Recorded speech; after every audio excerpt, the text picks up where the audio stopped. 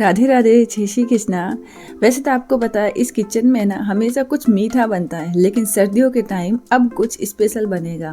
ये वैसे तो स्पेशल है ही नहीं, क्योंकि हर घर में सर्दियों के टाइम ये वाले लड्डू बनते ही हैं। तो आज के जो लड्डू है ना, मैंने जो बनाए है ना, आप इस रेसिपी को एंड तक देखो और मैं आपको कह सकती हूँ इस लड्डू को सर्दियों में अगर एक बार ना बनाए तो फिर क्या बनाया। चलिए फिर बनाते हैं आज के ये गोंद के लड्डू, जो हमारी हड्डियों को मजबूत रखता है और शरीर में इतनी एनर्जी फुल दे देता है कि आपको एक साल में कुछ मतलब इन लड्डुओं की खाने की ज़रूरत ही ना होगी। इसके लिए मैंने यहाँ पे लिया है 250 ग्राम सिंगोड़ों का आटा। उसके बाद यहाँ पे बादाम की जो टुकड़ी है कटोरी में, और काजू की टुकड़ी लिया है, कुछ काली मिर्च, इलायची लिया है, गोंद लिया है, और तेजारा जो होता है ना उसको मैंने पीस लिया, नारियल का बुरादा। यहाँ पे मैंने उड़द दाल लिया है आधा केजी नारियल का बुरादा। 300 ग्राम मैंने बादाम अलग से पीस लिया है, और यहाँ पे 250 ग्राम आटा लिया है। 800 ग्राम मैंने चीनी लिया है। तो सभी चीज़ों को मैंने मिक्सी से ऑलरेडी ग्राइंड कर लिया है। तो आपको मैंने सब दिखाया है। ये जो आटा है गेहूं का आटा है। अगर आप आटा नहीं भी डालना चाहते हैं तो स्किप कर सकते हो, दाल है आपके पास, ठीक है, क्योंकि आपने सिंगोड़ा का भी आटा लिया है, लेकिन मैंने यहाँ पे आटा यूज़ किया है गेहूं का। अब ये जो दाल है ना, इस दाल को आप है ना पहले धो के अच्छे से धो के और ऐसे कपड़े में सुखा लीजिए, या फिर आप कोई सूती या कॉटन जो कपड़ा होता है ना उससे आप ना अच्छे से पोंछ लीजिए, ताकि इसका एक्स्ट्रा जो भी है ना वो निकल जाए, कचरा पट्टी जो भी है। बस अब ये आपका स्टेप तो पूरा हो ही चुका है। अगला आपका ये है कि एक आपको कढ़ाई लेना है, लोहे की कढ़ाई लिया है, उसमें मैंने डाला है दाल। अब दाल को पहले पीसने से पहले इसे अच्छे से हमें करना है फ्राई, थोड़ा सा भूनना है, बस जलने का थोड़ा ध्यान रखना है। तो इसका हल्का हल्का भून जाए ना, जब आपको थोड़ी थोड़ी खुशबू आने लग जाए ना, तब आप उसको ठंडा करके और मिक्सी से ग्राइंड करना है। एकदम पूरा मेन आटा नहीं करना है, हल्का सा थोड़ा रखना है। पर हाँ, अगर आप चाहे तो पूरा आटा भी कर लीजिए, क्योंकि कभी कभी ऐसा होता है कि लाडुओं में थोड़ा बुरबुरा सा होता है ना, तो किसी को पसंद ना हो, लेकिन मुझे पसंद है। मुझे लाडुओं के साथ साथ थोड़ी थोड़ी बादाम की टुकड़ी, काजू की टिकड़ी और थोड़ा थोड़ा ऐसा खाने इसके बीच बीच में, दांतों के बीच में कुछ अलग सा लगे ना, तो मुझे बहुत अच्छा लगता है। और वैसे आपको मैं बताऊं आज ये लड्डू मैं किस लिए बना रही हूँ, बात तो अच्छी है पर बता देती हूँ। आज क्या हुआ, बेंगलोर जा रहे हैं मेरे हस्बैंड, और बेंगलोर से वो काफ़ी टाइम के लिए जाएंगे, जॉब है उनकी वहाँ पे और कंपनी है। तो सर्दी का टाइम आ गया है, क्योंकि सर्दी पूरी आएगी, जैसे नवंबर, दिसंबर, जनवरी, तब तक वो आएंगे, तब तक वो सर्दी पूरी निकल जाएगी। तो बस मैंने उनके लिए खूब सारे लड्डू बनाए, काफ़ी ड्राई फ्रूट डाल के। और वैसे वहाँ ये आराम से सुबह के टाइम, नाश्ते के टाइम ये लड्डू खा सकते हैं। तो यहाँ देखिए फिर मखाना लिया है, तालचू मखाना आते हैं वो। तो बस मैं एक ही कटोरी मेजरमेंट के अनुसार यहाँ पे मैंने 50 ग्राम का लिया है, और वैसे तो एक कटोरी ही लिया है। तो हल्का सा हम यहाँ पे जो ताल मखाना है उनको भी भून लेंगे और फिर इसका भी पाउडर बना लेंगे। अब यहाँ पे मैंने गाय का देसी घी लिया है। और हाँ, अगर आप लड्डू बना रहे हो ना सर्दियों में खुद के लिए, अपने सेहत के लिए, तो यहाँ गाय का घी यूज़ कीजिए। ये जो बाज़ार का जो घी होता है वो तो बिल्कुल भी अच्छा नहीं होता है, क्योंकि हमारे यहाँ, मेरे यहाँ पे घर पे, और मेरी दादी, मेरी मम्मी, जब मेरे पापा मेरी मम्मी के लिए और मेरे दादा दादी के लिए जब भी बनाते थे ना, तो गाय का घी यूज़ करता था। और ये जो दाल है हमारे, वो दाल हमारे ठंडा होने के बाद दाल को मैंने मिक्सी से ग्राइंड कर लिया है। और अब हम लगातार इस घी में, एकदम मीडियम गैस पे नहीं रखना है, मतलब लो तो मीडियम रखना है, तो फुल भी गैस आपको नहीं रखना है, नहीं तो फिर दाल पक तो जाती है, लेकिन वो नहीं टेस्ट आता है जब हमारे दादा दादी, नाना नानी ये सब बनाते थे। एंड आपको पता है ये ना दाल है ना, इसको धीरे धीरे आपको भूनते जाना है, और बातों बातों में आपको पता ही नहीं चलेगा कि ये दाल आपकी कब भून गई है। मेरी दादी है ना हमेशा इन लड्डुओं को ना खुद नहीं बनाती थी, पता है क्यों? मेरी पड़ोस में मेरी दादी थी, वो भी मेरी दादी, मतलब दादी जी लगते थे, ठीक है, वो आके हमेशा मेरे घर पे बनाते थे। तो मैं जब छोटी थी ना, तो मुझे लगा कि यार ये लड्डू ऐसे क्या है इसमें जो हम खुद नहीं बना सकते। और फिर मैंने इतना उसका दिमाग नहीं लगाया था। फिर आज मुझे ये 4 साल हो गए लड्डू बनाते हुए, और मेरे घर में हमेशा ये सर्दियों में बनते ही हैं।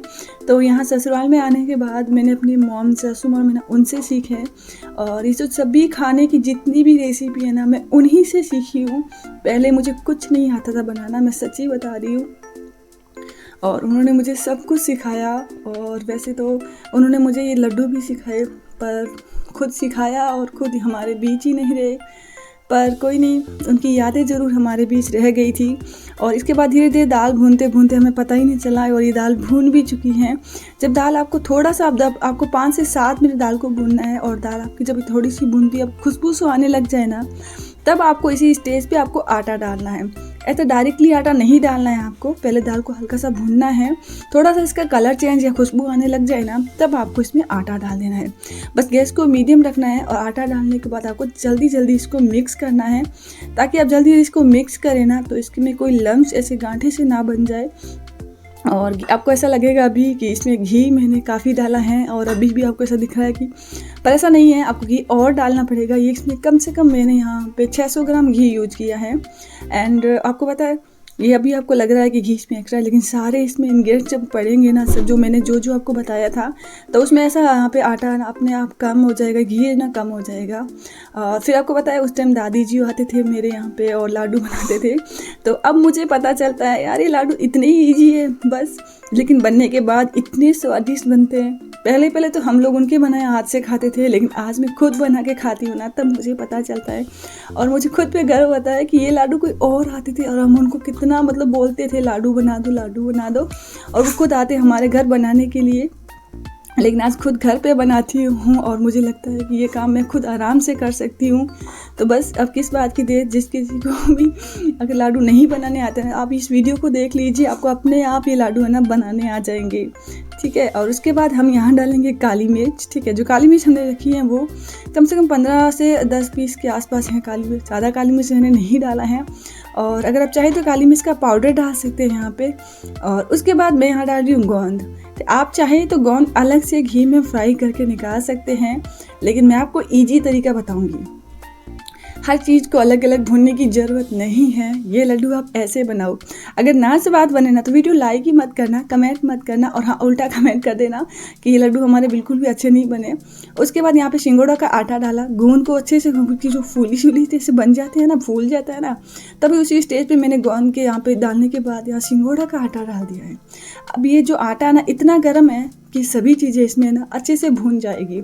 अब यहाँ घिसा हुआ नारियल डालेंगे, इससे पहले हमने जो आटा है ना वो सभी डाल दी, तो गरम में क्या है ना सभी चीज़ भून जाए। अब यहाँ पे जो तेजारा है ना मिक्सी से ग्राइंड करके वो डाल दिया, वो मैंने यहाँ पे लिया 100 ग्राम, ठीक है। एंड आप तेजारा थोड़ा सा एक्स्ट्रा ले लीजिए, क्योंकि सर्दियों के टाइम तेजारा गूंद ये सभी तो खाना मतलब ऑप्शनल है, आपको खाना ही चाहिए।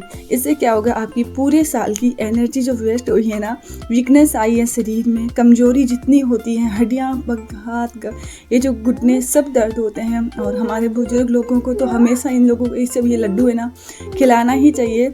उसके बाद यहाँ पे बादाम जो है वो डाल दिया है, और बादाम की जो टुकड़ी है मैंने वो भी डाल दिया है। बस उसको सभी चीज़ों को आपको मिक्स करते रहना है और धीरे धीरे डालते रहना। अब मैंने गैस को बंद कर दिया है। अब आपको इस गरम चीज़ में सभी को डालना है। अब आपको नारियल का जो बुरादा है ना वो डाल देना है। अब नारियल के बुरादे को भी अच्छे से मिक्स करना है, ठीक है, और सभी चीज़ों को मिक्स करते रहना है। अभी थोड़ा इसमें ना घी और डालना पड़ेगा, ना ये लाडू है ना वो नहीं बनेगा। लास्ट में मैंने 2 इलायची को कूट के डाला है, आप चाहे तो यहाँ पाउडर भी डाल सकते हैं। एंड आपको पता है यहाँ पे उसके बाद आपको डालना है चीनी, और चीनी मैं अभी नहीं डालूंगी, और गरम में आपको चीनी बिल्कुल नहीं डालना है, थोड़ा ठंडा हो जाए ना तभी आपको चीनी डालना है। तो मैंने यहाँ पे पूरा 800 ग्राम चीनी यूज़ किया है। अगर आप थोड़ा मीठा ज़्यादा खाते हैं ना तो यहाँ पे 900 ग्राम चीनी डाल सकते हैं। मेजरमेंट अनुसार मैंने सभी चीज़ों आपको बताया है कि मैंने कितना केजी सब चीज़ लिया है। और उसके बाद अब हाथों से अच्छे से मिक्स करना है, क्योंकि लड्डू को अगर हाथों से नहीं बनाया तो उसका तो स्वाद ही नहीं आता, आपको पता है। इसलिए हाथों से अच्छे से मसल के, और जितने आप साइज़ में बनाना चाहते हैं ना, बड़े साइज़ छोटे साइज़ में, उसी साइज़ में ये लड्डू आप बना सकते हो। मैं यहाँ पे छोटे साइज़ में बना रही हूँ, पता है क्यों? क्योंकि मेरे जो हस्बैंड जी है ना उनको है ना इतने बड़े लड्डू वो नहीं खाते हैं, क्योंकि पता है वो क्या करते हैं ना, लड्डू है ना आधा रख देते हैं और आधा खा लेते हैं। अब छोटा होगा तो वो आराम से खा सकते हैं। सुबह के टाइम आप नमकीन के साथ ये लड्डू है ना खा सकते हैं, और डेली आपको सुबह के साथ ये लड्डू खाना है, एक दिन भी आपको रुकना नहीं है। डेली आप जब ये लड्डू खाओगे ना तो आपको 1 मंथ के बाद खुद लगेगा आपके शरीर में कितनी एनर्जी फुल हुई है, और आपको कमजोरी जो वीकनेस है ना वो सब दूर हो जाएगा। तो बस आप भी इस तरह ये लड्डू बनाओ और खूब बनाओ, सभी को खिलाओ। ये नहीं ज़रूरी है आप खुद खाओ, आप यहाँ से 20 साल के लेके और 80 साल के बुजुर्ग या उससे भी ज़्यादा, मतलब जो भी आपके घर में है उन सभी को ये लड्डू बना के खिलाओ। और हाँ, बच्चों को मत खिलाना, क्योंकि इसमें हमने गोंद जो डाला है वो बच्चों के लिए बिल्कुल भी अच्छी बात नहीं होती है। तो अगर आप बच्चों के लिए बना रहे हो तो उसकी रेसिपी मैं आपके साथ बहुत जल्दी शेयर करूँगी। और गोंद मत डालना उसमें, क्योंकि बच्चे हमारे ना गोंद उनके लिए ठीक नहीं होता है, क्योंकि वो छोटे छोटे होते हैं और गोंद हमारी हड्डियों को खोलता है, मजबूत करता है और बच्चों के लिए बिल्कुल भी ठीक नहीं होता। तो आप मुझे बताइए ये वाली लड्डू की रेसिपी आपको कैसी लगी और आप किसके लिए बना रहे हो। जैसे मैंने अपने हस्बैंड के लिए बना के बेंगलोर भेजा है, और आप मतलब किसके लिए घर पे बना रहे हो मुझे कमेंट करके ज़रूर बताना। और कब बना रहे हैं लड्डू, क्योंकि सर्दी का टाइम तो हो ही चुका है, आ ही चुका है। अब जल्दी जल्दी बनाओ ताकि आप दिसंबर तक इसे खा सको, मतलब सर्दी आने तक। और यहाँ पे मैंने अपने लड्डू उबाल के लिए रखा है, क्योंकि अब सबके लिए बना रहे हैं तो मेरा लाला लड्डू खाए ना, ऐसा तो हो नहीं सकता। तो उनके लिए भी मैंने अलग से छोटे छोटे पीसेस में लड्डू कट करके यहाँ पे बना के रखे हैं, ताकि सुबह के टाइम जब हम पूजा करें तो सुबह सुबह मैं भी उनको भी एक लड्डू खिला सकूँ, क्योंकि मेरे लाले को भी लड्डू खाने की ज़रूरत है। Bye bye.